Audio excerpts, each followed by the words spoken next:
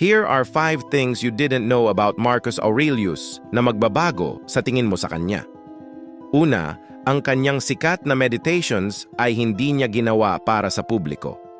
Ito ay kanyang personal na therapy journal, mga private na sulat para sa sarili niyang kaluluwa.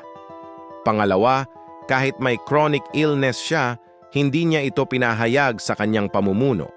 Pangatlo, tinanggap niya bilang tagapagmana ang anak ng kanyang pilosopikong karibal. Pang-apat, mas maraming panahon siyang ginugol sa military campaigns kaysa sa Rome, kahit ayaw niya sa digmaan. At panghuli, may mga nakatagong sulat siya na nagdududa sa Stoic beliefs niya. Ang mga private doubts na ito ang gumawa sa kanya ng mas authentic na Stoic. Ang pagkakaroon ng mga tanong ay nagpakita ng tunay niyang wisdom. Hindi ang public certainty, kundi ang private struggle ang nagbigay ng lalim sa kanyang pilosopiya. Ang pagdududa ay nagpatunay na siya ay tunay na naghahanap ng katotohanan.